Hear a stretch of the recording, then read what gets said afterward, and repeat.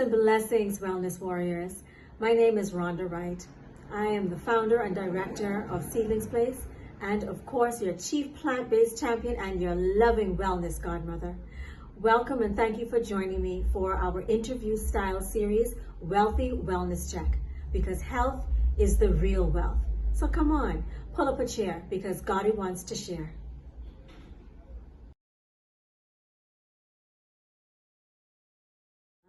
Today's topic I'm excited to talk about because there's definitely a lot of confusion around carbs. All carbs are not created equal. We have a lot of diets that demonize carbs as well, and we hope that by the end of this interview we would have provided some facts and evidence-based information to perfectly provide some clarification and guidance to persons on how to categorize the different types of carbohydrates as well as how to consume them.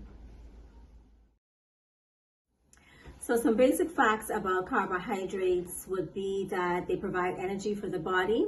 It's definitely an important part of a balanced diet. All carbs break down into sugar. The difference is the rate with which the different types of carbs break down, which we're going to talk more about.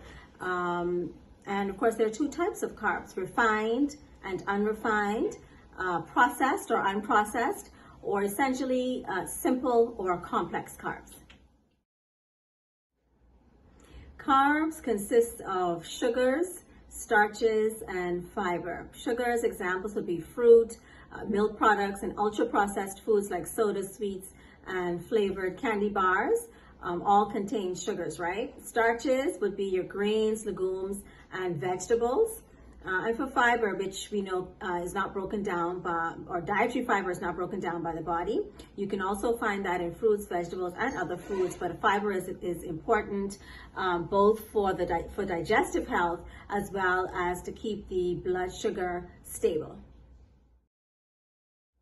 So yes, let's get into the types of carbs. Let's start with the refined or the processed carbs, or a scientific way of referring to them is simple carbohydrates.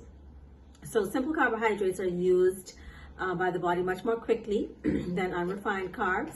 They're absorbed much more quickly into the bloodstream, and they really don't provide lasting energy, only short bursts of energy. They can cause a quick rise in blood sugar levels, triggering the pancreas to release insulin. Refined carbs are also high on the glycemic index.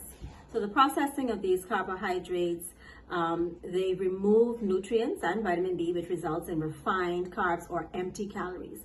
And of course, because they are processed, refined carbs, they have very few vitamins and minerals. Processing them can be done, to refine them can be done in a number of different ways. You can break down the foods. It can be done by way of extraction or concentration. An example of breaking down the foods is like removing the bran from around a grain and grinding it up to make flour. Extraction is like taking sucrose from sugarcane to make table sugar. Concentration, that method would be where maybe you're blending, crushing or blending an orange and then removing the water to make the fruit juice, right? And of course, to top that off, the worst, if you will, type of refined carbs are the ultra-processed carbs. Ultra-processed foods describe foods that undergo production on an industrial scale. Those would be foods like cookies, candies, sodas. Those type foods contain substances that we don't eat on an everyday basis, like preservatives and additives. And in some cases, as much as 5 times more sugar is added, or 5 times more added sugar than other foods. Naturally, eating too many of these foods can lead to health issues like obesity, all of the chronic ailments that we're familiar with, obesity, type 2 diabetes, or heart disease. As we now move to talk about unrefined or unprocessed or complex carbs. So on the other hand, those carbs, they contain fiber, vitamins, and minerals. So of course they have a much higher, or they have a nutritional benefits, right? They take longer to digest in the body, and which means that they release energy more slowly throughout the day, as opposed to quickly, which for the refined carbs results in that short burst, short-lasting energy. They have a healthier effect on a person's blood sugar level, which it means that they don't cause a spike. And unrefined carbs, they score lower on the glycemic index, and you can look at examples of that would be quinoa, legumes, or vegetables. So the refined or simple carbs are, readily available. These are the foods that unfortunately most of us gravitate toward, or we've grown up with, we're most familiar with. And there are two main foodstuffs where you're going to find refined carbs. That would be your refined grains and your refined sugars. So milling the grain removes the bran and the germ. And this is done because it improves the shelf life of the grain, gives it a finer texture. An example would be white rice, for example. And unfortunately, as I said earlier, this also removes the B vitamins, iron, and dietary fiber.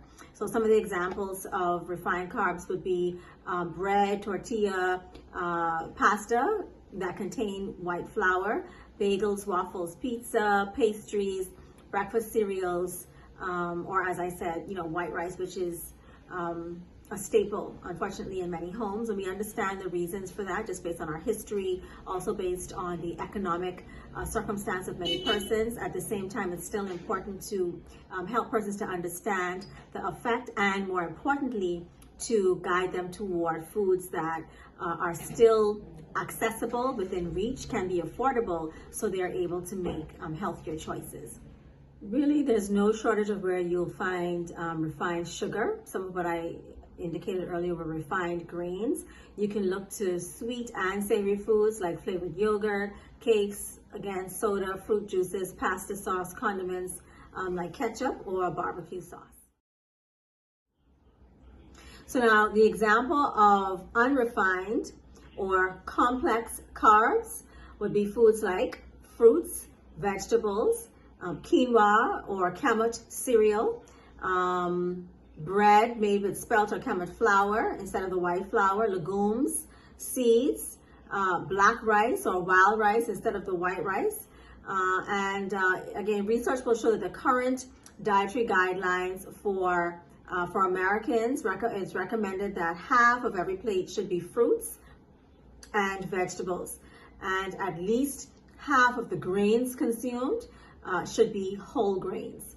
So it's clear that the carbohydrates that are considered healthy and that should be consumed are the unrefined, unprocessed, or complex carbs. And when we talk about simple or complex, that simply refers to all of the carbs are made up of chains, right? And so simple or complex refers to the type of chain that the carb is made up of. Simple meaning it has fewer chains, and complex meaning it's a shorter chain. Complex means that it has a longer chain. All right. Ultimately, this is a key question because at the end of the day, our aim is to assist people with transitioning away from the foods that are least healthy, that are contributing to chronic diseases, and transition toward foods that will provide nourishment and energy and help the body to do its job. So what are some of the things that people can do to help to make that transition? First of all, listening to videos like this. You want to arm yourself with the knowledge, right? A better understanding of how your body works and what effects certain foods have on the body. And then, of course, in addition to learning or increasing your knowledge base, you want to apply that knowledge to make wiser, helpful decisions and choices. Begin to read labels. Look for those labels that have those long lists of ingredients where you can't even pronounce the names.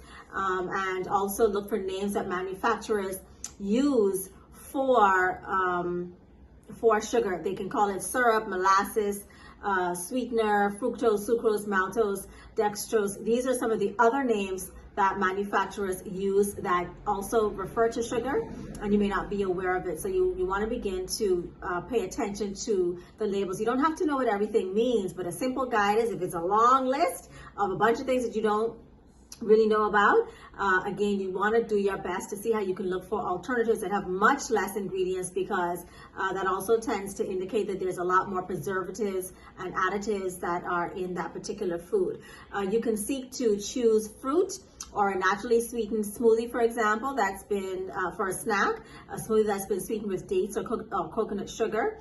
and be mindful. Of course, we're not always able, just because of our busy schedules, to make things at home, and there's nothing wrong with that, but just be do your research on who you're purchasing foods from and understand what they are also putting in their foods. Because if you're buying a smoothie and it's made with white sugar, then in essence you're really negating the purpose, or trying to avoid, the unhealthy food by consuming it in any event.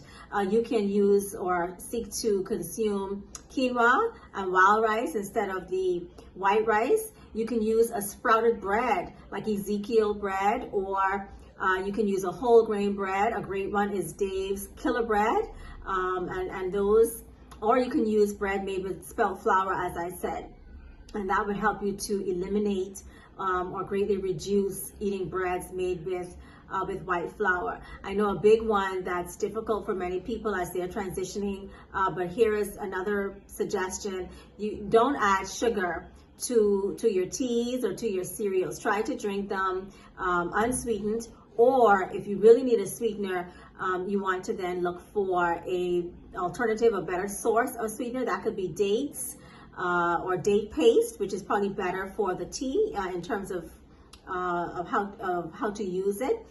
Coconut sugar, maple syrup, or even agave, which is also on the low glycemic index. Those are options that can be considered, as opposed to putting the regular white sugar or table sugar in your teas and smoothies or your cereals. I just want to leave on a high note, because I know for many people, adjusting their food lifestyle or incorporating healthier food options seems very daunting, or like it's hard. The good news is, just listen to some of the examples that I gave. It is within reach, and with some support and guidance, you absolutely can make the necessary changes. Optimal wellness can absolutely be yours. You can maintain a healthy weight, avoid, reverse, improve, or reduce symptoms of an existing chronic ailment or disease that you may have. You want to seek to gradually reduce the refined carbs from your food lifestyle. Follow the latest dietary guidelines. Increase the unrefined or complex foods in your everyday. And as you do this, you will absolutely seek to then gravitate toward those foods that are going to help you. Those unrefined carbohydrates, which we've talked about, fresh fruits, freshly pressed juices instead of the store-bought juices that have a lot more sugar content and other preservatives, vegetables, whole grains, whole food, plant-based foods, chickpeas, quinoa. All of those things lead to a healthier and more vibrant life. You can do it, and SEEDlings Place is here to help you.